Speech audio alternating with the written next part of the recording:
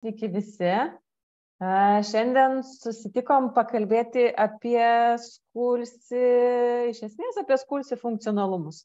Kaipgi šitas sukurtas įrankis gali padėti organizuoti individualizuotą mokymąsi klasėje. Tai šiandieną mes esame trise. Aš esu Skaistė, Skulsi vadovė ir plačios platformos bendrakūrėja. Taip pat su manimi yra Julija ir Lauryna. Tai kviečiu irgi trumpai prisistatyti. Sveiki, tai esu Julija ir viena iš Skulsi irgi bendrakūrėjų. Tai esu lietuvių kalbos literatūros mokytoja, tai dirbus esu ir tradicinėje mokykloje. Tai labai, kai kuriam Skulsi tikrai labai daug dėmesio skiriame tam, kad tai būtų įmanoma kiekvienoje mokykloje. Sveiki, aš esu Lauryna, kai kurie mane jau pažįstat, matau čia matyti vidų. Tai esu irgi taip pat Skulsi bendrakūrėja, esu mokyklos Forwardas bendrakūrėja, taip pat labai domiuosi neuropsichologija ir žmogaus elgesio psichologija ir tuo remiantis, kuriu mokymas yra ir išmokimo algoritmus, metodikas, taip pat esu atsakinga už tarpdalykinės integracijos modulio kūrimą mūsų mokykloje ir tuo pačiu Skulsi sistemoje. Taip, kad šiandien dalinsimės tuo, kas mes esame ir apie ką aš bent jau pastaruosius 7 metus esu, Julija galbūt net ilgiau turint omeny jos pradžią pedagogikoje, tradicinė mokykla iki Forwardo, Skaistė mokykloje su vaikais irgi dirba jau ne 1 metai, tai tiesiog pasidalinsim kuo patys šiuo metu labai džiaugiamės ir manome, kad jums tikrai tai gali būti taip pat labai naudinga. Gerai, Julija, pasidalink skaidrėmis, pasitikrinam, ar viskas tvarkoje ir man atrodo, galim ir startuoti. Tai dar kartelį paminėsiu, kas nesenai prisijungėt, klausimus prašom užduoti pokalbių laukelyje. Tai tuo metu, kol vyksta pristatymas, mes galėsim iš karto atsakyti ir į klausimus raštu.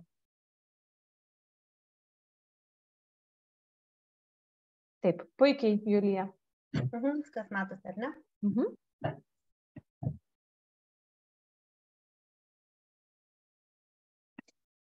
Gerai, tai sveiki atvykę į Skulsi ir mes iš esmės, turbūt viena iš tokių labai svarbių pagrindinių minčių yra apie tai, kad vaikai jau mums patiems nebeleidžia dirbti taip, kaip dirbome iki šiol. Ir kai vis labiau ir labiau prašoma yra rezultatų, pasiekimų ir suprantam, kad nepavyksta to daryti tais būdais, kur tiesiog aš pasakiau ir vaikas suprato ir nuėjo ir išmoko ir parašė 10-ukui. Tai kadangi vaikai jau yra auginami su požiūriu, kad tu esi asmenybė, tu turi individualų kelią, tu turi individualų mokymosi būdą, tu esi asmenybė, na ir kai klasėje iš esmės turime 30 moksleivių ar ten 25, net jeigu turime 15 ar ne, ir kiekvienas iš jų yra skirtingame taške ir skirtingų gebėjimų, tai suprantame, kad žodis visiems tampa nelabai įmanomas. Tai nusprendėme pasukti kitų kelių ir Skulsi yra motyvuojanti ir įtrauki mokykla visiems vaikams. Ir tokiu atveju mes turime galimybę šioje platformoje pamatyti kiekvieną vaiką, atliepti kiekvieno vaiko poreikį, darydami tai ne per frontalų pamokos mokymą, o per labai sumaniai sukonstruotą platformą. Tai yra apie organizuotą, individualizuotą mokymąsi, vertinimą, įsivertinimą, diagnostiką ir visą mokymosi procesą, kuris gyvybiškai svarbus. Gerai, tai pradėkim nuo to, kad pirmiausia mes pamatome kiekvieno vaiko realią situaciją. Ir vien šios situacijos pamatymas, vien tai, kad mes galime padaryti diagnostiką, čia yra realūs vaikų duomenys. Tiesiog matote, aš uždengiau vardus pavardės ir yra variantai mokinys A, mokinys B, C, D ir mokinys E.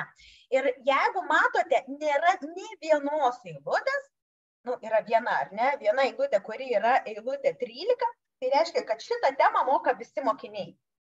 Tema numeris 13. Tačiau daugiau tokios eilutės neegzistuoja. Tai reiškia, kad nėra jokios kitos eilutės, kurią galėtumėm dėstyti visai klasiai. Ir tokia yra realybė. Mokinys A yra mokinys, kuris jau viską moka. Jam tiesiog sėdėti pamokoje reiškia likti neįsitraukusių arba likti neaugančių arba likti netobulėjančių. Mokinys B kažką moka, kažką nemoka. Lygiai kaip ir mokinys C kažką moka ir kažką nemoka. Ar mokinys D? Mokinys D iš esmės, matote, yra vos kelios temos, kuris nemoka, ne? Tačiau jau turint čia yra tik 17 moksleivių duomenys. Bet netgi turint 17 moksleivių, kas mums atrodo yra neįtikėtinai maža klasė, labai ergonomiška, galiu pamatyti kiekvieną vaiką, atliepti kiekvieną vaiką. Tačiau kai susivedam duomenis ir taip akivaizdžiai matom, kur langelis žalias, o kur langelis raudonas, mes suprantame, kad nėra įmanoma mokyti visus vaikus to paties dalyko tuo pat metu. Kad realiai dalis vaikų iškrenta, nes tą jau moka, dalis moksleivių to nemoka arba turi gilias spragas, negali to mokytis. Ir iš esmės visą laiką dirbame su labai nedidelė grupelė moksleivių. Ir jeigu mes suvokiame, kad mūsų efektyvumas, nežinau, yra 10-15%, tai tada ir aišku, kodėl rezultatai tokie yra. Tik 10-15% mus tenkinančių rezultatų.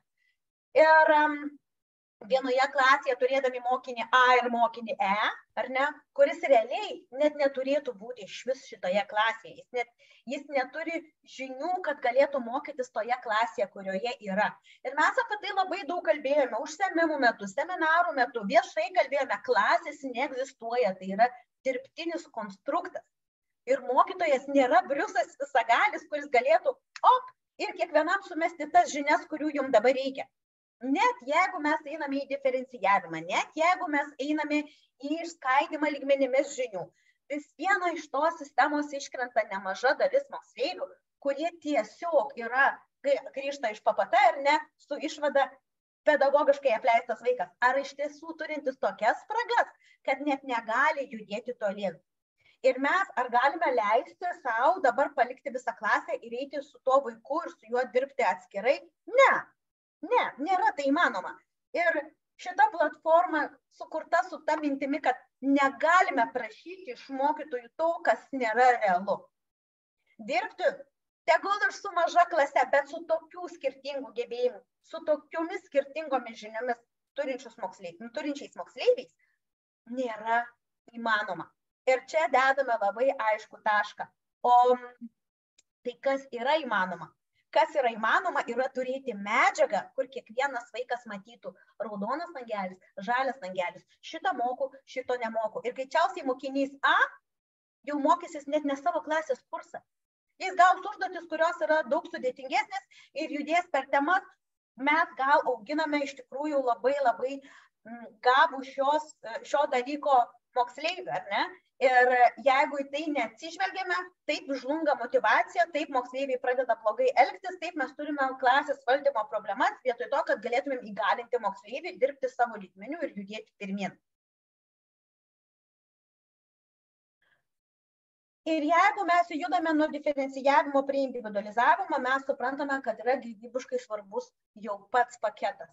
Reiškia, kad jeigu aš sakau vaikui, tau šitos temos yra nuliukas, ar ne? Ir jeigu yra nuliukas, štai kur tu gali to mokytis. Visos užduotys jau yra sukurtos ir jos yra patalpintos į platformą. Šaltiniai, iš kurių tu gali mokytis, užduotis, kur gali praktikuotis, testas bandomasis, kurį tu gali atlikti ir pasitikrinti su bandomojo testo atsakymais, jeigu mokaisi, vadiname, sumuštinio būdu, ar ne? Reiškia, aš išmokstu, praeinu visą šitą procesą ir ateinu atsiskaityti. Jeigu užduotis visos sukurtos, ką tai reiškia mums mokytojams? Nebereikia laiko gaišti tam dalykui, kuris jau yra padarytas. Tai iš esmės iš esmės yra grįžimas prie to, dėl ko mes atėjome į pedagogiką. Taip, į pedagogiką atėjome tam, kad galėtume mokyti. Mokyti galima tik tą, kuris nemoka ir tik to, ko jis nemoka. Nes visa kita yra kartojimas, ar ne? Arba visa kita yra tuščiamas ir pilstymas iš tuščio į kiaurą, jeigu žmogus nesupranta žodžių, kuriais kalbi, ar ne? Tai jeigu mes grįžtame prie mokymo, jeigu kiekvienas moksleivis žino, per šios metus man reikia išmokti tiek temų iš lietuvių kalbos. Na štai, šios klasės kursas, dalyvis, pusdalyvis, padalyvis, tokie kūriniai ir visa tai sudėta į jo metų planą. Ar jis pradeda nuo šitos temos, ar nuo šitos temos, ar nuo šitos temos, nebėra didelio skirtumo.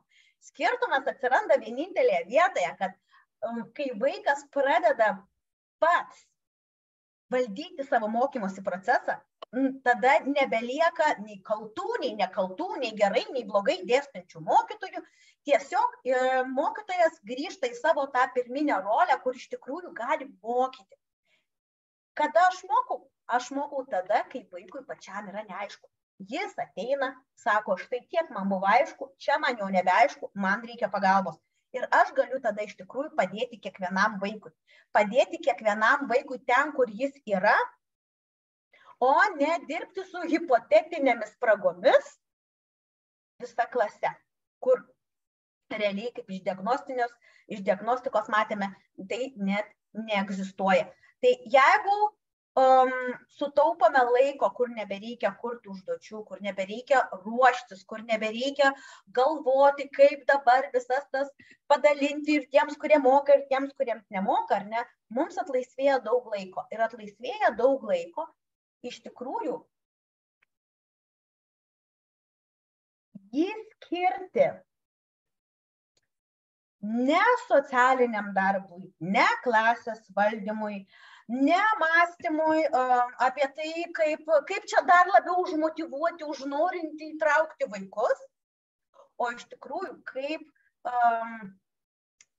kaip tapti įkvėpėjus savo dalykų, kaip iš tikrųjų mėgautis mokymo procesu. Taip, kai kiekvienas mokinys mokosi savo tempu, kai kiekvienas mokinys gali pasiekti rezultatų tų, kurių nori. Ne?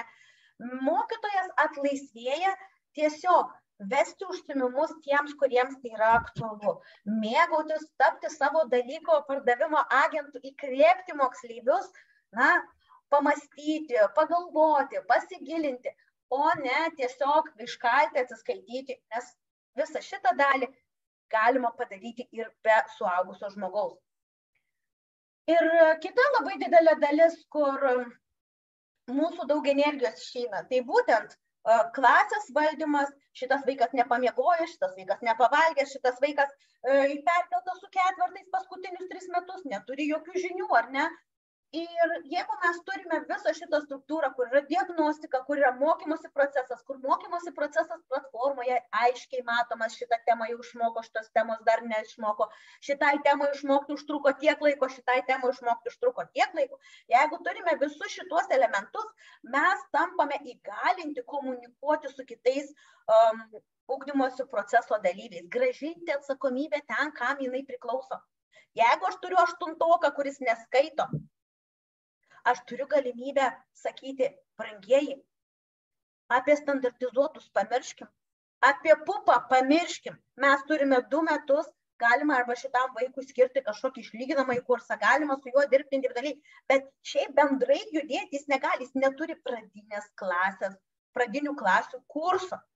Arba sakyti, šitam vaikui yra sunku susikaupti, jam reikalinga specialisto pagalba, socialinio pedagogo pagalba, spec pedagogo pagalba, psichologo pagalba. Staiga visos tos instancijos, kurios yra mokykloje, taip, visi pagalbos specialistai gali irgi pradėti labai dirbti tikslingai, nes jie gauna labai aiškų siuntimą, ar ne, iš mokytojo ir mokytojas sako, ne, aš mokau, aš mokytojas ir aš mokau, o ne rūpinosi dalykais, kurie nėra mano valioje, mano galioje. Ir ne aukoju mokymosi proceso vardan kitų dalykų. Grąžinti atsakomybę šiandieną mums nepavyksta, todėl kad mes neturime duomenų. Todėl, kad visą laiką išsigąstame, o ką tu padarei dėl to, kad taip nebūtų, o kaip taip nutiko. Bet kai atneši raudoną stulpelį su nuliais, pasidaro labai aišku, kad čia aš šiais metais gavau šitą moksleivį. Čia nėra vien tik mano problema. Čia yra mūsų visų reikalas. Nes jūs galit man numesti jį, bet aš jums aiškiai sakau, kad aš šito vaiko ten, kur jis yra, taip kaip jis yra, niekur negalėsiu nuvesti. Ir kita istorija, jeigu mes gaunam labai motyvuotą vaiką, kuris tiesiog labai daug metų negalėjo mokytis, nenorėjo mokytis, nespėjo mokytis, nes yra beviltiška mokyti vaiko pusdalyvį, kai jis nesupranta, kas yra veiksmažodis. Ir man aiškinti apie veiksmažodžių šaknis, kai yra bla, bla, bla, bla, bla, tuščia, nėra žinių šitoje vietoje. Tai tokiam moksleiviui, kuris staiga sako, bet jeigu tu gali grįžti, štai yra informacija, va čia pasiskaityk apie veiksmažodžius, čia padaryk šitas užduotis ir tada tu turėsi pakankamai informacijos, kad galėtum atsispirti ir judėti šių metų kursą. Tai šitiem vaikam irgi atverama galimybė augti, pasivyti ne kitų vaikų sąskaitą, o iš tikrųjų pasivyti, integruotis ir judėti su mūsų valstybės numatoma tą amžiaus grupę ir tomis žiniomis, kaip turi būti.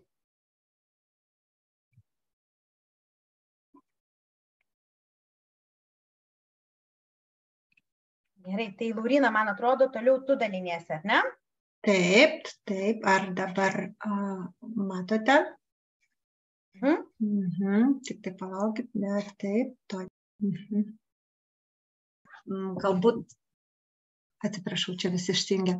Aš esu, kaip ir minėjau, atsakinga už tarpdisciplininę integraciją šitoje platformoje ir apskritai mūsų mokykloje. Ir tiesiog referuojant į tai, ką jau papasakojo Julija, tai tiesiog norėčiau taip sustruktūruoti, apie ką kalba ji ir apie ką kalbėsiu aš. Nes iš esmės mūsų tas mokymo metodas yra truputėlį skirtingas, kalbant apie lietuvių kalbą, matematiką ir užsienio kalbas. Tai yra tai, kaip pasakojo Julija, kad vaikai iš tikrųjų turi sumuštinius, turi savo diagnostinį tašką, nuo kurio atsispyrę gali keliauti, kažkas pasivyti, kai kažkas pralenkti, o kažką galbūt reikia kažkur gražinti. Tuo tarpu aš jau imuosi kitų disciplinų, tai yra socialiniai, humanitariniai bei gamtamoksliniai projektai, į kuriuos yra suintegruota biologija, chemija, fizika, gamtinė geografija, į gamtamokslinius, į socialinius humanitarinius yra suintegruota istorija, pilietiškumas, etika, tikyba, filosofija, ekonomika, socialinė geografija, tai yra, kaip ir minėjau, humanitarinių socialinių projektų blokas. Ir su šitais gan plačiais rėmais savo laiku mes atsisėdę prie BUPO, juos žiūrėdami pradėjome galvoti, kągi mes galime su visu šituo padaryti, nes to yra labai daug, visa tai yra be proto įdomu ir kuo gilyn į mišką, to daugiau medžių, bet kažkaip labai norėtųsi, kad mes visi vieni kitiems padėtumėm, jeigu mes, ten sakysim, istorijoje šiuo metu kalbame apie kažkokią tai laikmetį, tai būtų labai faina, jeigu lietuvių kalbos pamokose vaikai tuo metu būtent analizuotų kūrinį apie tą patį laikmetį. Jeigu mes šiuo metu, sakysim, gamtamoksliniuose projektuose kalbam apie atomo sandarą ir branduolinę fiziką, būtų labai faina, kad istorijos pamokoje tuo pačiu metu vaikai kalbėtų ir analizuotų branduolinį karą, apie Hirošimą ir Nagasakį. Mes tokiu būdu sutaupytumėm vieni kitiems ir laiko, ir patiems vaikams,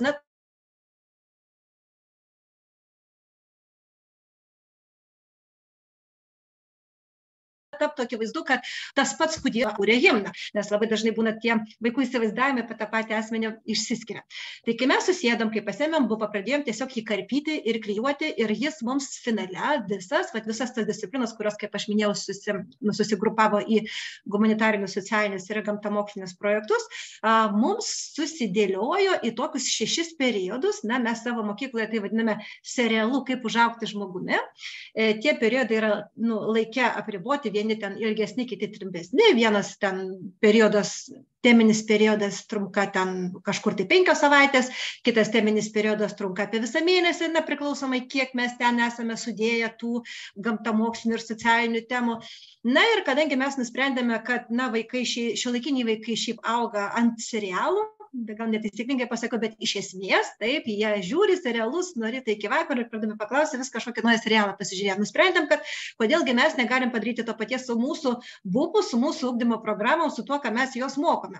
Tai išsikėlėm savo tikslą sukurti tą tokį naratyvą, kitaip sakant, scenarijų, nuo ko prie ko vaikai nuosekliai bus vedami visų dalykų.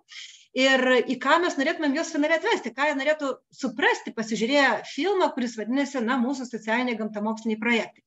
Ir šitaip mums gavosi suklijuoti ir sudėti visą tai, kas buvo BUP-e į, mes anksčiau juos vadinam fenomenais, dėl ko ir vadiname fenomenais grįstas ugdymas, dabar tai labiau vadiname tarpdalykinė integracija, kurioje yra galimybė daryti ir fenomenais grįstą ugdymą.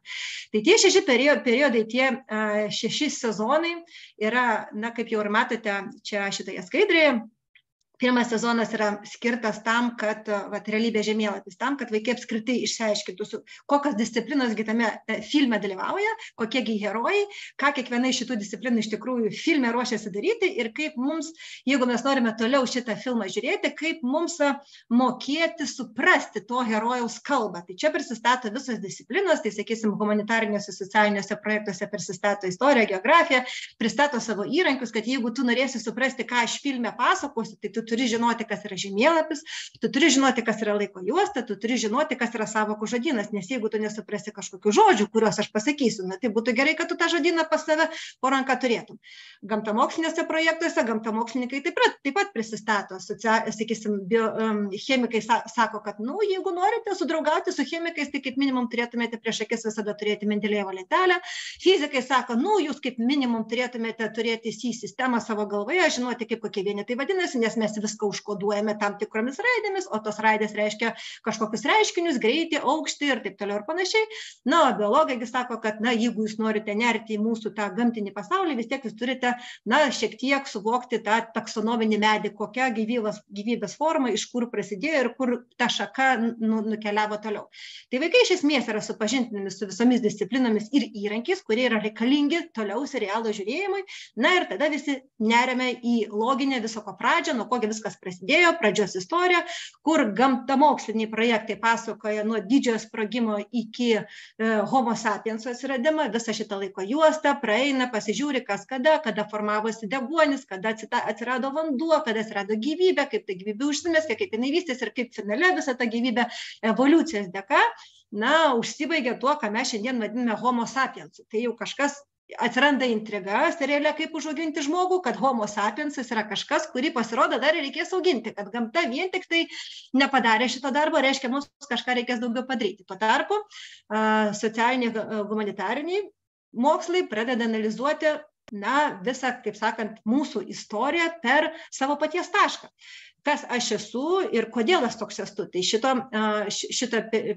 šitam laikotarpyje socialiniuose humanitariniuose projektuose didelis dėmesys yra skiriamas gamtiniai geografijai ir tam, kaip gamtinė aplinka įtakoja mūsų tapatybę, kaip gamtinė aplinka įtakoja tai, kokie mes esame, kaip mes atrodome, mūsų rasė, mūsų lytis, mūsų kalba, mūsų maistas, mūsų rūbai, mūsų pastatai ir visa kita, kodėl mes statom būtent tokius stogus, nes pas mus klimatas yra kažkoks, kodėl mūsų oda yra šviesesnė negu kitų rasių žmonių, dėl to, kad vėlgi mes gyvenam kažkokioje klimato zonai.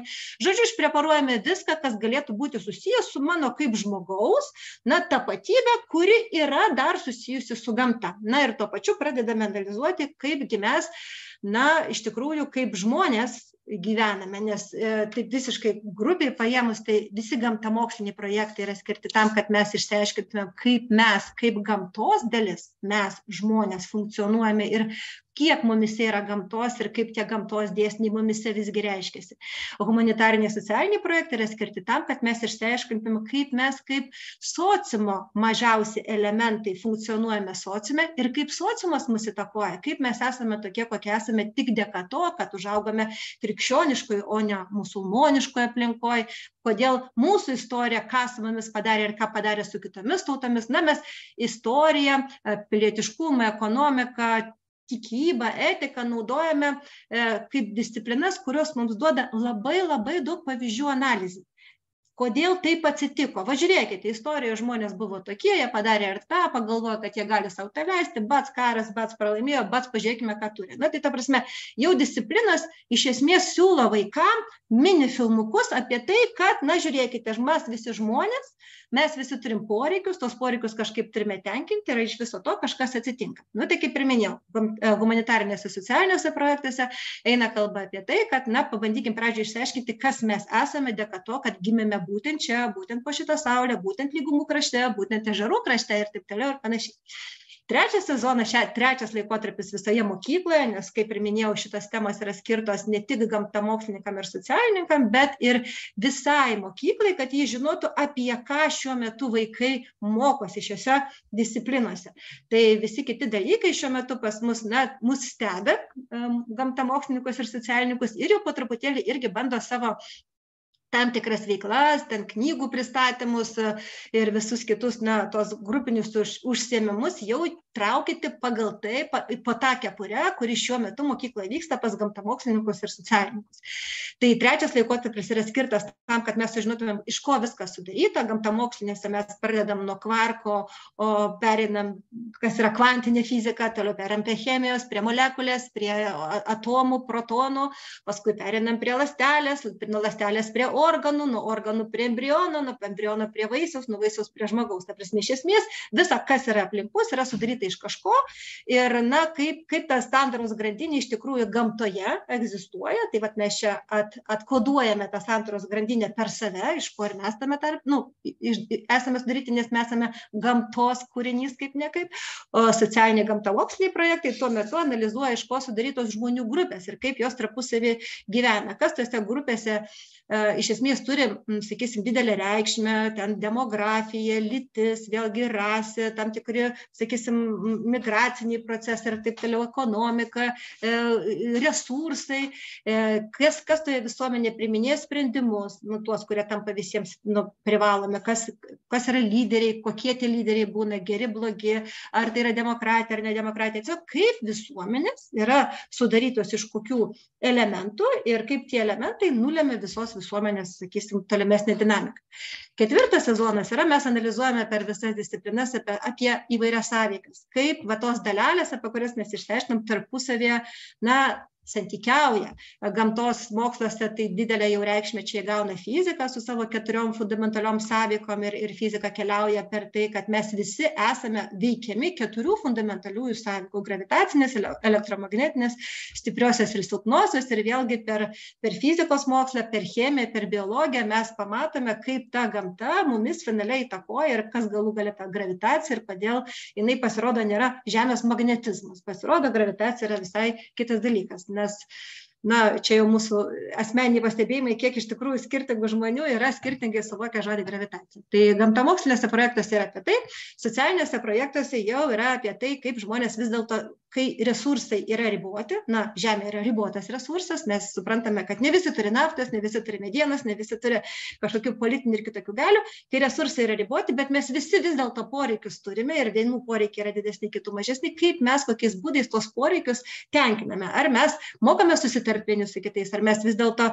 priverčiame kitus paklusti mūsų galiai ir valiai. Ir apie tai yra visa istorija. Visi istorijos pavyzdžiai, visa mūsų Europos ir Lietuvos istorija, einame pamečiui ir matome, kaip šitoje, na, žaidimo aikštelėje vis dėlto, na, skirtingi herojai, įskaitant pavienius asmenis, mūsų žinomus istorinius herojus ir asmenybės, tiek tautas, tiek valstybės, na, elgdamėsi kaip žaidėjai, priimdami vienokius arba kitokius sprendimus savo poreikių tenkinime, na, kokį rezultatą patyrė. Ar buvo išmintinga priversti kitus tapti jų dalimi, ar buvo išmintinga pavergti kitus ir iš jų išsunkti visus jų resursus, ar buvo išmintinga, kokias pasekmes šiandienai mes turime. Taigi, prieš paskutinis sezonas, prieš paskutinis laikotarpis metų eigoje pas mus yra vadinamas progresu arba idėja arba stebuklas. Tai šio laikotarpį mes jau analizuojame, na, visą žmonijos išradimų gausą. Tai gamtamoksliniai projektai iš tikrųjų ten jau nuo buitinių iki prietaisų, iki raketų ir savaigių siurblių. parodo vaikams, kurgi mus atvedė ta mokslo ir industrinė revoliucija, tuo tarpu humanitariniai socialiniai projektai visą šitą laikotarpį kalba apie 20 amžių, apie tai, kaip idėjos vis dėlto, kaip didelę jėgą savyje nešančios keitė žmonių likimus, žmonių gyvenimus, tautų istorijas ir taip toliau. Tai čia yra visiškai išpreparuojamas gan smulkiai visas 20 amžius su jo tragiškiausiais karais, baisiausiais epizodais, eksperimentai su žmonėmis, osvencimais ir taip toliau ir panašiai, ir jau minėta atominė bomba. Ir paskutinis sezonas prieš mokslo metų pabaigą, paskutinis laikotarpis yra skirtas tam, kad visi pamatytumėm, padiskutuotume apie tai, kas už visą tai atsakingas, kur visą tai veda ir kasgi vis dėlto už tai galėtų prisimti atsakomybę, nes mokslas pats iš savęs jis nėra nei geris, nei blogas, mokslas atranda kažką, o mokslo atradimai patekia į kažkieno rankas finale arba kažką susprogdina arba paduoda mums pigios energijos. Tai va šitoje vietoje, kasgi galėtų prisimti šitą atsakomybę, tie visi etiniai, moraliniai klausimai, ar mes galim daryti eksperimentus su žmonėm, ar mes galime auginti kyborgus ir visus kitus dalykus. Tai vėlgi, tiek humanitariniai, tiek gamtamoksliniai projektai šitoje vietoje bando padėti vaikams atsakyti į mūsų serialo klausimą, kaip užaugti žmogumi. Ar mums yra tvarkoje, jeigu kažkas kitas daro kažką, į ką mes užsimerkiam, ar mes vis dėlto norėtumėm tai pakeisti, tai kaip mes galėtumėm tai keisti, ar vienas žmogus yra karys, ar vis dėlto jis turi mokėti tą daryti su kitais kartu. Toks labiau moralinis, etinis laikotarpis mokykloje, bet tikėkime, kad po viso šito, visas disciplinas pagaliau gali pasakyti, kad nebereikala mokame vaikus šitų dalykų šioje mokykloje, nes visų tikslas vienaip ar kitaip yra iš tiesų užauginti žmonės, kurie galėtų būti žmonėmis nežmogiškose aplinkybėse. Tada daugiau, sakysim, techniškai, kaip visą tai atrodo, tai kaip ir minėjau, Skulsi platformoje yra tie 6 mūsų fenomenai, jeigu matote, čia viršuje yra išvardinti. Kiekvieną fenomeną vaikas renkasi, kokiu lygiu jis nori mokytis, ir, sakysim, čia konkrečiai paėmiau temą vieną kaip pavyzdį. Čia yra antro fenomeno pradžia, nuo ko viskas prasideda, finalinis užsiėmimas. Va čia, jeigu kairėje ekraną matote, visos šito fenomeno temos išvardintos tiesiog stulpeliu, kad pamatytumėte, apie ką gamtamoksliniuose projektuose yra šitas laikotarpis, kokios temos jame yra sudėtos. Ir paskutinės temos triokšt, pokšt, keberiokšt ir visa ta, sakysim, toksai techninis elementas yra tai, jog mes žinome kiekvienos temos santykį su BPU. Va čia ekrano apačioje įdėjau būtent tą iškarpą, kuri mums leidžia laisvai kvėpuoti ir žinoti, kad mes, džiazuoti mes tikrai atrodo, kad labai smarkiai džiazuojame, tačiau mes visą laiką žinom, kurioje vietoje kabo inkaras BPE. Kiekviena tema turi savo koduką, kiekviena tema turi savo išrašą iš BPO, kurią BPO dalį šitoje disciplinoje ir šitame projekte mes uždengėme, nes kaip ir minėjau, mes visą BPO sukarpėm. Viename projekte yra ir fizika, ir chemija, ir biologija, ir mums reikia žinoti, kad po šito užsiėmimo iš fizikos vaikai išsineš šitas kompetencijas, iš biologijos šitas, iš geografijos šitas. Tai pas mus ta apskaita yra gan griežta, mes suprantame, kad gyvename ne vakuume, gyvename Lietuvoje, gyvename mūsų įstatymuose, galų gale mūsų kultūroje, kuri pakankamai sąžiningai tikisi iš mokyklos, kad vaikai supras kažką apie Lietuvą, apie kalbą, apie Lietuvos istoriją, pasaulio istoriją, apie tai, kaip veikia pasaulis ir taip toliau. Ir mes šitam tikrai neprieštaraujame, taip sakant, ir šitoje vietoje yra šitam visam džiaze, vis dėlto visam šitam atrodytų chaosai yra labai, sakysim, griežta sistema, tvarka ir, atskaitomybė. Ir paskutinis dalykas, ką dar norėčiau pasakyti apie tarpdisciplininius projektus, tai yra tai, kad vis dėlto mes juos kūrėme iš tikrųjų labai taip, kūrybiškai, tačiau to, ko mes tikimės iš moksleivių, mes vis dėlto reikalaujame, gan sistemiškai, metodiškai. Čia jau šitoje vietoje įsijungia mano kaip, sakysim, ekspertės kompetencija, kaip davesti moksleivį iki išmokimo, ne tik kaip jį įdomiai mokyti, bet kaip padaryti taip, kad jis vis dėlto išmoktų. Tai tie, kas buvo seminaruose apie mokymus ir išmokimą, 4 išmokimo žingsnius, žino, kad paskutinis žingsnis, jeigu mes padarėme tai, kas buvo iki šiol, jis yra užinkaruoti tas žinias, kurias moksleiviai pasiėmė. Tai mūsų platformoje visi atsiskaitimai, jeigu vaikas mokosi temos, jis ją turi atsiskaityti atlikdamas 3 užduotis. Ir tos 3 užduotis visada yra. Pirma užduotis būna apie teorinių žinių patikrinimas, antra užduotis visą laiką būna pasitikrinti, ar teorijos supratimas, ar vaikas, ta prasme, supranta tą teoriją.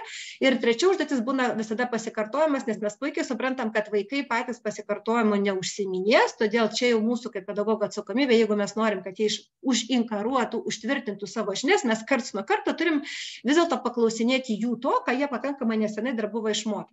Tai va čia paėmiau konkretų pavyzdį iš mūsų Schoolsy platformos, kaip toje minėtoje temoje triokšt, pokšt, keberokšt, taip ir visą tą atrodo atsiskaitimo užduotis. Moksleivis visų pirma turi savais žodžiais paaiškinti sąvokas, kurias mes jam nurodom. Jis turi kai kuriems sąvokom, kurios mums atrodo itin svarbios, netgi susikurti atminties kortelę, kur vėlgi mes tomis kortelėmis paskui žaidžiame žaidimus. Ir nubraižyti laiko juostą tam tikrą mūsų visatos susikūrimą. Antra užduotis savais žodžiais paaiškinti tam tą, ką mes prašome, arba nupiešti. Čia yra alternatyvi. Yra vaikai, kurie mieliau piešia, yra vaikai, kurie mieliau šneka arba rašo. Tai čia vėlgi antra užduotis. Trečia užduotis - pasiruošk atsakyti klausimus iš 2 paskutinių temų arba iš ankstesnio lygio. Mes kaip ir minėjom, pas mus yra visos temos ne tik horizontaliai viena po kitos einančios, bet ir vertikaliai. Yra žemesnio lygio žinojimas, aukštesnio lygio žinojimas ir aukščiausio lygio žinojimas. Tai jeigu tu esi ten vidurinio lygio žinojime, tai mes turime galimybę patikrinti tave žemesnio lygio žinojime. Ta prasme, kad tiesiog per kiekvieną atsiskaitimą, kiekvienas vaikas dar turi ir pademonstruoti tai, kad jis vis dėlto prisimena tai, kas buvo iki to, kas yra susijęs su konkrečiai šios dienos tema. Tai ačiū iš manęs tiek, Julijai perduodu žodį. Ar Skaistiai? Skaistiai. Aha, gal, Laurina, kol aš pasidalinsiu, gal galėtum truputėlį pakomentuoti, pasidalinti, kaipgi praktiškai atrodo grupiniai užsiėmimai ir kaip atrodo visgi tas individualus darbas būtent integruotame kurse. Tai, sakysim, tarpdisciplininiai projektai iš esmės yra miksas tiek grupinių užsiėmimų, tiek individualaus darbo. Kadangi mes iš anksto esame paruošę moksleiviams ir tuos vadinamus sumuštinius, jeigu tu nori mokytis savarankiškai šiandieną tos temos, prašom, viskas guli svetainiai, iš anksto tu gali matyti, kokia yra atsiskaitimo užduotis, tu gali ateiti į pamoką netgi žinodamas, ką tu turėsi atsiskaityti, niekas čia tavęs nebandys prigauti ant nežinojimo.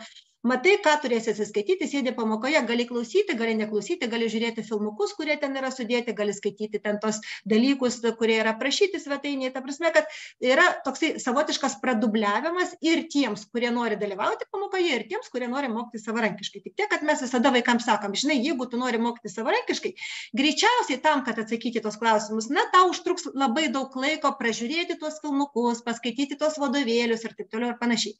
Jeigu tu nori greituoju būdu suprasti, kaip atsakyti šitos klausimus, ateik į pamoką. Ir pamokos metu mes įvairių ir žaidimų, ir lekcijų, ir įvairių, sakysim, užduočių pagalba, grupinių užduočių pagalba bandome padėti vaikams suprasti tai, ką mes norime, kad jie suprastų, nes mes iš anksto žinome, į ką mes juos vedame. Čia jau šitoje vietoje tai nėra toksai įpareigojimas mokytojams, iš tikrųjų, būtent tokiu būdu vaikams aiškinti tą temą. Čia mes nebereikalo naudojame Forvardo mokyklos iš tikrųjų turinį, nes Forvardo mokyklos pedagogai tą turinį kūrė.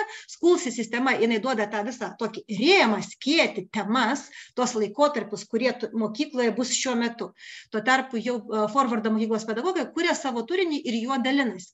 Ir va čia šitoje vietoje mes partneriaujam su Forvardo mokykla. Ir kitų mokyklų pedagogai, ką jie gali daryti? Jie gali matyti Schoolsy platformą visą tą struktūrą, metų išdėstymę, laikę išdėstymę ten ir taip toliau. Gali matyti, kaip Forvardo mokyklos pedagogai tą temą rinkosi vaikams pristatyti, kokiais filmukais, kokiom pamokų paruoštukais pedagogai vėlgi dalinasi. Jie gali į tai atsižvelgti, bet gali ir neatsižvelgti vėlgi. Jie gali rasti savo būdą vaikui padėti suprasti kažkokį tai vieną iš 5 elementų, kur sumoje jis žino, kad jeigu vaikas supras tos 5 elementus, jis padarys labai nuoseklę išvadą apie tai, kaip kažkas yra sudaryta. Nes, fragmentais mokantis iš tikrųjų labai kartais sunku nusipiešti bendrą vaizdą, bet, šiuo atveju mes paliekame mokytojams laisvę ir tik tai dalinamės Forvardo pedagogų kuriamų turinių, kaip įkvėpimų, kaip atspirties taškų ir tikrai neįpareigojimų. Tai iš tikrųjų vienas ir klausimas buvo, kurį jau pakomentavau, yra apie tai, kad jūs galite kurtis ir savo užduotis, ir savo turinį. Tai tą, ką mes esame patalpinę, tai yra tokia bazė, nuo kurios galima atsispirti. Tai daug klausimų. Man atrodo labai svarbu paminėti, kad ir kita vertus, galite puikiausiai naudotis kolegų patirtimi ir pasimti. Ir tai yra vis vienai, tai buvo jau investuota labai daug laiko ir energijos, kad būtų sudarytas būtent atrinkta ta medžiaga ir sudėliotos tos užduotis būtent tai. Tai daug klausimų yra apie tai, kaip tai padaryti. Tai iš tikrųjų, platforma yra internetinė, tai mes čia neapseinam be technologijų. Ir mokyklose mes tikrai suprantam, kad nėra galimybės visiems moksleiviams visuomet per kiekvieną pamoką prieiti prie technologijų. Tai iš tikrųjų platformą kuriam labai lankščią, kad būtų galima tiek kompiuterį naudoti, tiek būtų viskas skaitoma ir suprantama ir planšetėse, tiek netgi mobiliajame telefone. Jeigu turi moksleiviai, tai paskutinis variantas tikrai kiekvieno moksleivio yra kišenėje ir galima panaudoti. O pati platforma yra tokiam, tai tikrai tam individualiam mokymuisi, kaip ir minėjo Julija su Lauryna, yra labai daug vietos tikrai tam ir grupiniam darbui, bendradarbiavimui. Įvairiose dalykuose galima matyti, kiek vaikų yra konkrečioje toje pačioje temoje. Tai atsiranda galimybės įvairiam grupiniam darbui. Yra galimybė naudoti moksleivis moko moksleivį metodus. Ir žodžiu, tikrai labai daug būdų, kaip tai galima naudoti, nėra vieno teisingo. Visi keliai yra teisingi šitoj vietoj. Ta didžiausias pagelbėjimas būtent ir yra, kuomet klasėje yra 30 moksleivių su skirtingo lygio žiniomis. Vienas atsidaro planšetę, joje mokosi, kitas atsidaro galbūt kompiuterį, jame mokosi, jeigu jam tema tuo metu yra neaktuali, kuri visai grupiai yra pristatoma ar analizuojama kažkaip kartu. Tai čia toksai pedagoginis džiazas vyksta. Vienas mokosi B lygių, kitas mokosi P lygių, trečias pasiima A lygį. Tai čia yra apie tai, kad kiekvienas randa ir savo tinkamo lygio užduotį, ir dar tose užduotise yra net keletas skirtingų informacijos pateikimų būdų. Čia paskaityti, čia pažiūrėti, čia paklausyti, ar ne, ir tarp viso šito dar galima nardyti. Tai irgi stengiamas kol kas, tikrai dedam akcentą į tai, kad būtų kuo įvairesnė forma informacija. Ir lygiai taip pat tai gali būti platforma, kur tarnauja mokytojui kaip metų planas. Ne, aš pasiimu ir aš pasirenku šitą dieną, aš imu šitą, jiem parodysiu šitą filmuką, po to duosiu jiem tokią užduotį ir po to judėsiu taip ir taip. Ne? O šitiem, kurie norės daugiau, duosiu taip, juos nukreipsiu čia, o ten, kurie to nemoka, nukreipsiu į paprastesnį variantą arba į paprastintą užduotį ir visa tai jau yra sugalvota ir padėta. Tai niekaip neapriboja ne vieno mokytojo kūrybiškumo, bet išlaisvina nuo tų paties darimo vėl ir vėl, kai jau yra gana aiškus, kai pasidaro gana aišku, kur kiekvienas vaikas yra. O aišku pasidaro tai tik tai po tikrai išsamios diagnostikos. Ir, kaip ir sakom, galima ir tą pačią temą analizuoti toje pačioje pamokoje, tiesiog vaikai ją paima skirtingų lygių ir galima netgi skirtingas temas toje pačioje pamokoje skirtingams moksleiviams skirti. Tai kokį turinį turim, tai yra lietuvių kalba, matematika, anglų kalba, humanitariniai ir socialiniai mokslai ir gamtos mokslai, kur Lauryna pristatė mūsų integracijai. Tai visi čia yra vadinamos dalykinės matricos, kur visi dalykai yra suskirstyti bazinis lygis, pagrindinis lygis ir aukštesnysis lygis.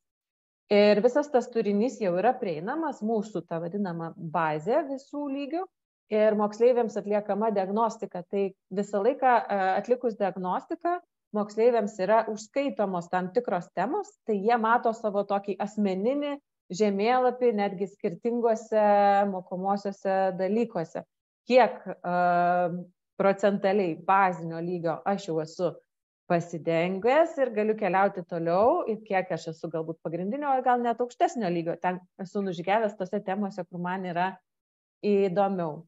Dar Skaistė, aš papildysiu tiesiog, kad bazinis, pagrindinis, aukštesnysis, čia dažniausiai būna mūsų paukščių kalba, bet iš esmės ateitis tradicinė mokykla, bazinis lygis yra 5-6 klasės kursas, pagrindinis 7-8 ir aukštesnysis 9-10 klasės kursas. Ačiū. Tai žingsnis po diagnostikos labai svarbus yra asmeninio mokymosi plano susidėliojimas. Tai čia tikrai yra reikalingas individualus pokalbis su moksleiviu ir tiesiog žiūrėjimas pagal kiekvieno individualią situaciją ir pasiskirstimas, koks yra mano tikslas, kiek temų, kokį mėnesį aš planuoju atsiskaityti ir kokiu tikslu aš kiekvienam dalyke siekiu. Ypatingai smagi dalis ir tokia tikrai auginanti vieta yra, kuomet susiplanavus mes stebime, automatiškai yra stebima, kiek kiekvienas moksleivis savo plano įgyvendino. Vaikai prisima šitoje vietoje atsakomybę, kadangi jie sutinka, jie sutinka įsidėti į savo asmeninį planą tam tikras temas ir po mėnesio mes galime pasižiūrėti, ogi kiek to plano visgi pavyko įgyvendinti. Tai tikrai auginamos bendrosios kompetencijos, ne tik tai akademinės kompetencijos. Aš tada visai norėčiau parodyti, kaipgi viskas gyvai atrodo. Tai persijungsiu dabar į pačią platformą, į vieną pavyzdinį moksleivį.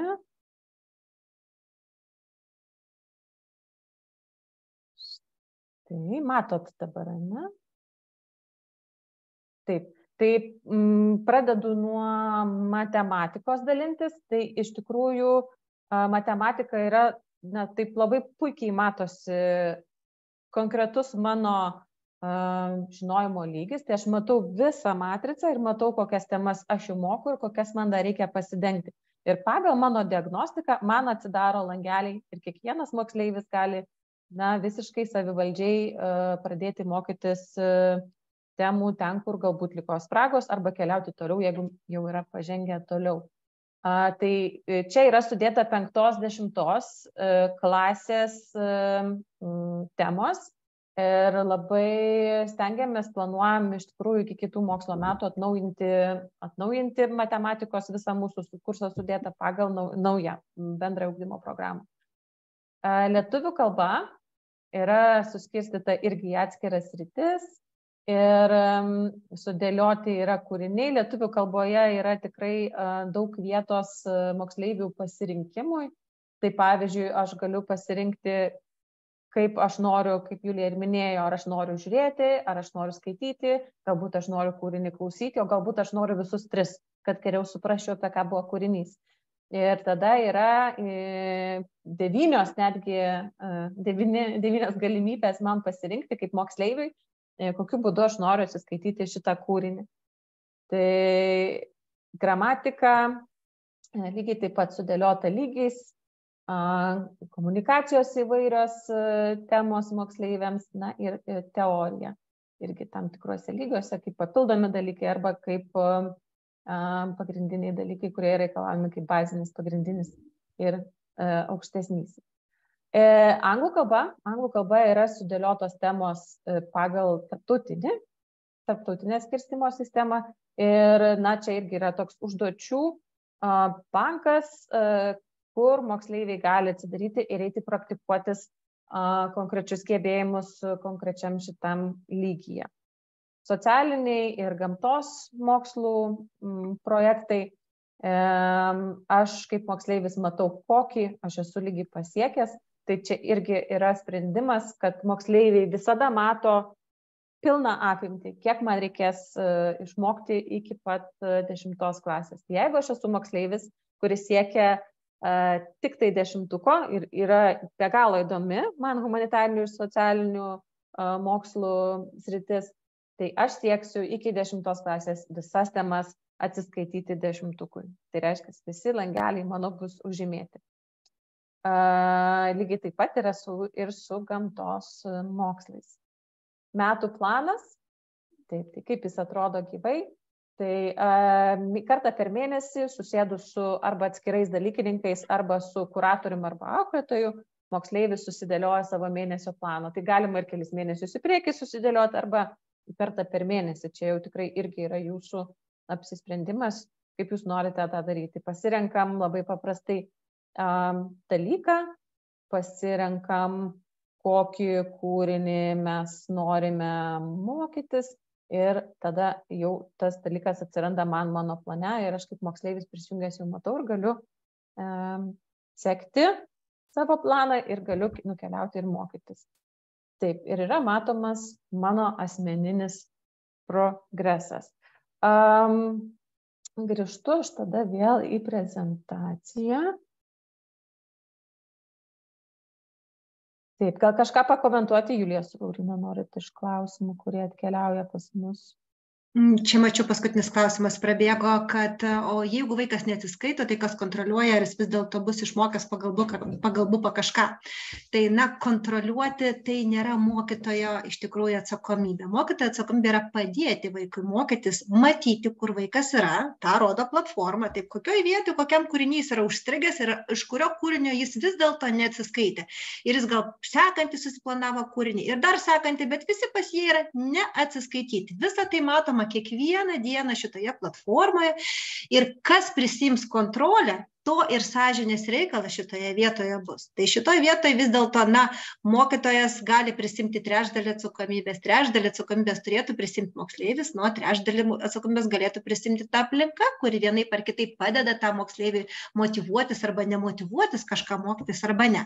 Tai tiesiog matymas kiekvieną dieną čia ir dabar esamuoju momentu, kur vaikas yra taškas, iš kurio galima spręsti, o kągi mes toliau galime daryti arba negalime. Ta informacija labai daug parodo. Taip pat Skaista. Ir turbūt skirtingai dar papildysiu truputį klausimą, skirtingai nuo dabar esančios sistemos, jeigu vaikas neišmoko, mes rašome 2. Ir niekaip negarantuojame jokio išmokimo. O čia yra tiesiog kaba tema. Ir kol tu jos nesiskaitai, kita tema tau neatsidaro. Vadinasi, tu šitą temą, tai ir viskas labai labai aišku. Ir jeigu tu per metus sugebi paimti labai nedaug temų, tai ir turėsi labai nedidelį rezultatą. Tai realiai turėsi ten 4 ar ten slenksti pasieksi. Bet tai yra slenksti pasiekti irgi yra darbas, o ne ateiti ir kažką parašyti ir kažką pakišti ir kažkaip praslysti. 4 nutinka iš to, kad tu moki labai nedaug temų, bet visas jas moki 10-ukui. Suprantat? Aš jeigu atsiskaitau temą, atsiskaitimas priimamas tada, kada jis yra padarytas ir padarytas gerai. Vienam užtrunka 2 savaitės, kitam 2 mėnesius, kažkam 2 dienas. Tai ir čia ir atsiranda bendras pažymys, tačiau kokybė labai greitai keičiasi, nes reikia mokymosi kokybės, reikia išmokimo kokybės, reikia suvokti labai aiškiai, ką aš žinau ir ko aš nežinau, kokios pagalbos man paprašyti. Ir čia kaip ir Laurina sako, ar tam vaikui reikės specpedagogo, kad jį palydėtų per šitą užduotį, ar jam reikės tiesiog dalykininko, ar jam reikės vidinės motyvacijos, kad jis tai padarytų. Tai kiekvienas vaikas ir gauna iš esmės to, ko jam reikia. Tai labai trumpai noriu apie tai, kaip mes bendradarbiaujam su mokyklom papasakoti. Tai 3 metus privačios 4 mokyklos naudojo sistemą.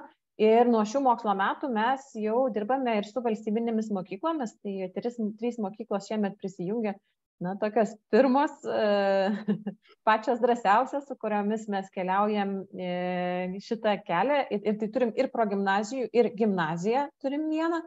Tai reiškia, kad lygiai taip pat sistema, nors tai yra 5-10 klasės kursas, bet mes suprantam, kad 9-okam tai yra labai, labai naudingas dalykas, kuomet yra spragų likusių tiesiog iš pagrindinės mokyklos kurso. Ir kviečiam bendruomenės nuo rugsėjo lygiai taip pat bendradarbiauti. Tie, kas norite bendradarbiauti, kviečiu susisiekti su manimi elektroniniu paštu, galite ir paskambinti. Ir tiesiog rasim irgi kelią būdą, kokiu keliu būtų jums geriausia pradėti. Pradedam tikrai įvairiausiais keliais, siūlom nuoseklų palydėjimą, galim irgi atskirus dalykus sutarti, kad, tarkim, pradeda tik tai nuo kai kurių mokomųjų dalykų, ne visus iš karto. Tai kelių tikrai yra labai daug ir įvairių ir į tai žiūrim irgi individualizuotai. Tai Laurina labai... Skaita dar klausimas vis grįžta ir grįžta. apie licenzijos kainą. Tai, kad tai individualizuota irgi. Tai kaina yra irgi individualizuota, bet tokiam bendram supratimui, tai licencijos kaina, jeigu vienam dalykui jinai prasideda nuo 15 eurų, matyt, mes turim gan nemažai jau dalykų integruotų, tai tikrai labai labai įvairiai. Kviečiu susisiekti ir galėsiu detalesnį pasiūlymą kiekvienai mokyklai atskirai atsiųsti. 15 eurų metams moksleiviui. Metams moksleiviui vienam mokamajam dalykui. Tai čia yra tokia minimali riba. Ir pradedame dirbti, suprantu, kad yra daug mažesnių mokyklų, bet pradedame normaliai dirbti priklausomai nuo mokyklos nuo 100 moksleivių. Gerai, tai truputėlį norisi dar apie tai, Lauryna, tavo sritis. Mikrofonai įsijų. Ne tik mano, čia mes abi su Julija tikriausiai pūdą druskos jau suvalgėm, kalbant apie kaip užmotyvuoti vaikus mokytis, kaip užmotyvuoti visus. Čia visi dabar bando rasti atsakymą į šitą klausimą, tai tikriausiai Nobelio premiją gaus tie, kurie supras, kaip priversti vaikus mokytis. Tai va, bet mes nepretenduojam kol kas į ją, žinom, kad esam pakeliui, bet norim su jumis pasidalinti, kad vis dėlto metodiškai imant, bet kuriuo atveju, kalbant apie mokymosi procesą, visų pirmas žingsnis, kodėl moksleivis turėtų norėti naudoti šito reikalu. Tai yra visų pirma tai, kad jisai žino, nuo kurio taško jam pradėti mokytis. Jis galų gale žino, kad jis nemoka skaityti. Aleliuja, jo nebevers skaityti knygų, kuris apskritai mielai paskaitytų, bet skaityti nelabai moka. Taip? Antras taškas tai motyvacija, kad aš iš karto matau, kiek aš turėsiu padaryti, jeigu aš norėčiau baigti mokyklą 5. Jeigu aš norėsiu baigti mokyklą 8, arba jeigu norėsiu trimestrą turėti 10.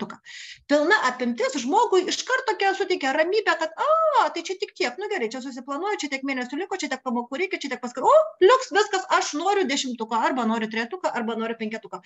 Toks vaizdas, kai tu matai viską iki pabaigos, iš tikrųjų labai nuramina ir sako, aš kontroliuoju procesą, aš žinau, kiek man tam liko laiko ir kiek aš galiu tam skirti pastangų.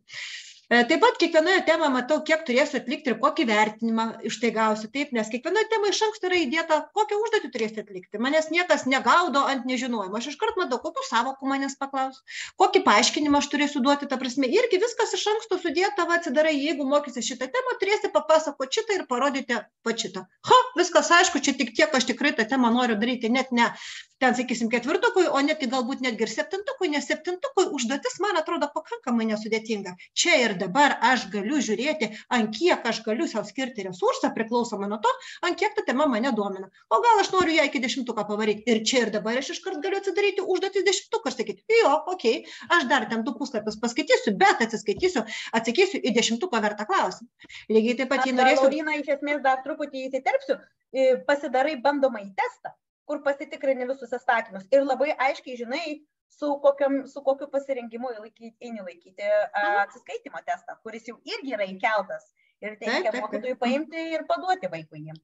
Tai va, lygiai taip pat, jeigu mane kažkokia disciplina labai domina, aš nebūsiu priverstas laukti kitų savo kolegų, kurie, galbūt sėdi dabar dar, bando kažkaip tai išsiaiškinti, apie ką aš jau senai žinau, nes man buvo žiauriai įdomu ir niekas manęs nestabdo, aš keliauju pirmyn ir netgi būdamas 7 klasė galiu pradėti išmokti 8 klasės medžiagą, o jeigu noriu netgi ir 9, niekas manęs iš mano klasės neišveja, aš vis dar mokausi su savo draugais toje pačioje klasėje, niekas man dėl to priekaištų neišsako, niekas man dėl to, kaip sakant, specialiai užduočių nekuria. Viskas yra platformai, atsidarai ir mokaisi savo toliau tam, kad nenubadžiautų tol, kol tavo, draugai galbūt iš tikrųjų lėčiau šiek tiek tą temą ima.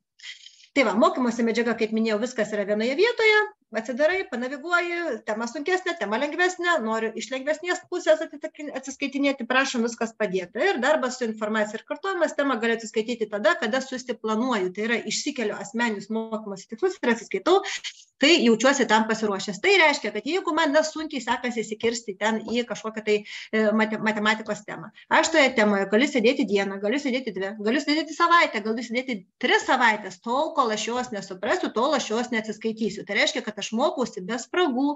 Tai reiškia, kad jeigu aš kažko, likau nesupratęs ir pabėgau į priekį, tai tame priekyje ta mano spraga anksčiau ir vėliau vis tiek pasivis ir aš nepradėsiu nebesuprasti, o kas gi vyksta toliau. Tai čia aš tiesiog nuosekliai pagal savo galimybės sėdžiu, mokausi, išmokstu ir einu atsiskaityti, o ne mokytojas pasakė, kad šiandien kontrolinis, o pas mane vakar buvo pirmas pasimatymas, ką daryti ir taip toliau. Ne. Eini tada, kada iš tiesų jautiesi tam pasirengęs ir mokytojas sako, aleliuja, pagaliau tu išmokai, aš labai džiaugiuosi, nes aš kaip savo dalyko ekspertas, atlikau savo misiją gyvenime. Tai moksleivių istorija tokia, kalbant apie jo motivaciją.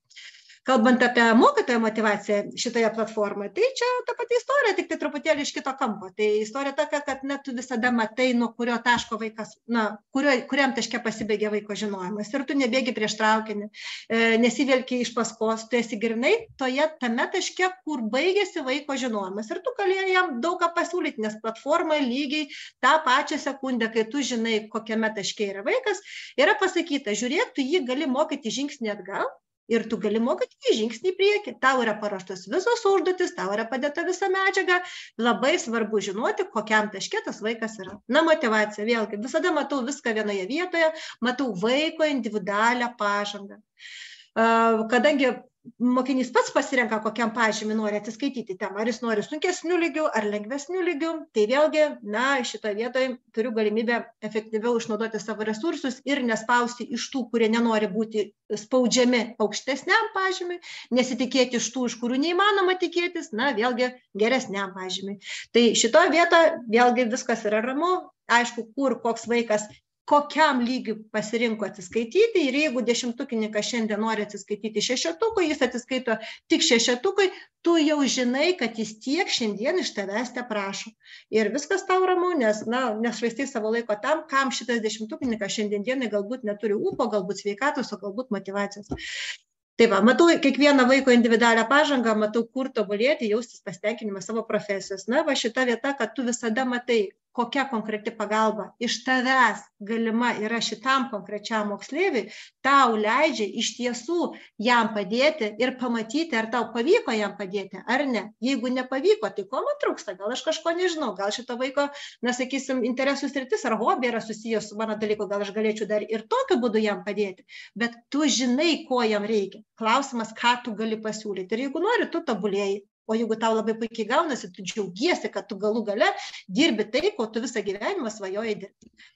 Kitas dalykas, kad mokymosi medžiaga bazė, kaip ir minėjau, irgi yra visada paruošta, visos užduotis paruoštos, kokiu noriu lygių paruoštos, kiekvienam vaikui gali pasiūlyti čia ir dabar. Viską, kas jam šiuo metu yra naudingiausia.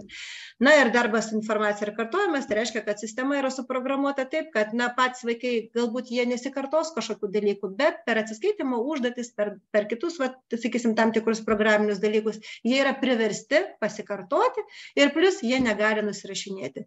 Visi atsiskaitimai ir visos užduotys yra daromos taip, kad vis dėlto vaikai dabartinio čato amžiuje, dabar pamėgę klausti čato, kad jis padarytų už juos namų darbus, visgi turėtų galimybę su mumis pasikalbėti ir savai žodžiais paaiškinti, kaip jie tą suprato. Nes jeigu mes neskiriame laiko vaiko asmeniniam priėmimui, aš suprantu, didelė klasė, jau iškart visiems skamba ojojoj, kaip čia mes taip su kiekvienu asmeninį kontaktą turėsim. Tai žinokite, kai visa sistema yra sutvarkyta taip, kad jums niekam daugiau ruoštis nereikia, o tik tai paduoti, pakonsultuoti ir pakviesti atsiskaitimui, visiems vaikams laiko gyvam kontaktui užtenka. Čia mes jau netgi ir su valstybinėm mokyklom pradėjom dėliotis tinklelius ir tvarkaraščius ir matom, kad tikrai to laiko užtenka. Svarbu, kai sistema veikia taip, kad jūs negaištate laiko tiems dalykams, kurie iš tikrųjų suvalgo labai daug laiko, bet iš jūsų kaip iš mokytojo kompetencijos nepaprašo to, ką jūs iš tiesų galite duoti.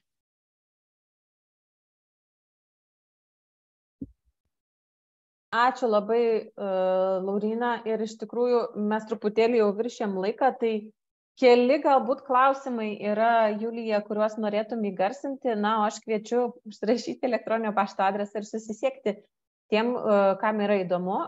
Organizuojam pristatymus individualiai mokykloms, tai labai rekomenduoju, aš atsiųsiu įrašą, tai labai rekomenduoju įrašų pasidalinti su kolegomis, tiesiog kartu peržiūrėti ir galime tada susitarti tokiam asmeniniui jūsų susitikimus jūsų mokykla, kurio metu galėsim pasidėlioti individualų mūsų tą planą, kaip mes pradedame bendradarbiauti. Tai porą dar klausimų, kurie taip, man atrodo, svarbus labai skamba, tai kaip atliekami praktiniai darbai, laboratoriniai, tai yra irgi suplanuota, jau yra įdėta į planą, kur koks eksperimentas atliekamas, demonstracija atliekama. Tai irgi galima tuo planu vadovautis, galima savo planą dėlioti. Taip pat klausimas buvo apie rašymą ranka. tai nepamirškim, kad metodiškai yra sudėta labai daug, suprantame, kad informacija lieka tada, kai rašom ranka, tai atminties kortelės, mąstymo žemėlapiai, tai visos šitos užduotis vaikai išmoksta kaupti savo portfolio, išliekamąją vertę, turi šitą informaciją, kad galėtum prie jos grįžti, mokoma konspektuoti, mokoma mokytis, yra labai daug dėmesio skiriama būtent mokėjimo mokytis kompetencijos ugdymui ir bendrųjų gebėjimų, apskritai bendrųjų gebėjimų ugdymui. Tai tam viskam yra vietos ir testai yra ne varnelės sudėlioti, testai yra rašymus rašyti, testai yra teksto suvokimo atsakymus ilgiausius rašyti ir panašiai. Tai iš esmės, kai tai yra sukurta realių mokytojų dirbančių su vaikais, o ne ekspertų sėdinčių ir teorinės tik tai dalis skaitančių, tai savaime suprantama, kad dirbant su gyvais vaikais, gyvoje realioje mokykloje, susiduriant su visomis tomis pačiomis problemomis, mes ir siūlome tokį atsakymą, kuris iš esmės yra labai subalansuotas, jame yra tikrai labai daug kompetencijų, kurių vaikai turi ir tikrai daug, kurių jums reikia išmokti. Na, o aš pabaigai noriu tokį gyvą, visai nesenai nutikusi įvykį pasidalinti su moksleiviais, kadangi darom pristatymus pačioj pradžioje, kai pradedam bendradarbiauti ne tik tai su mokytojais dirbam, tačiau dirbam tiesiogiai ir su moksleiviais. Tai mums yra labai svarbu iš tikrųjų normalizuoti, kas yra spraga, kaip su tuo, kaip tai atsiranda, kodėl tai atsiranda. Ir iš tikrųjų vieno moksleivio refleksija buvo tokia labai smagi, jisai sako, nors pupas bus dar tik tai kitais metais, sako, oi kaip fainai, sako, man dabar jau ir dėl pupo ramiau, nors jisai dar tik tai po metų bus, bet tas matymas ir supratimas, kad kuriame taške aš esu ir ką man reikia padaryti, kad aš pasiekčiau aukštą rezultatą, nuramina tikrai labai vaikus. Ir jie tą puikiai supranta ir to džiaugiasi. Tai šiandien tiek.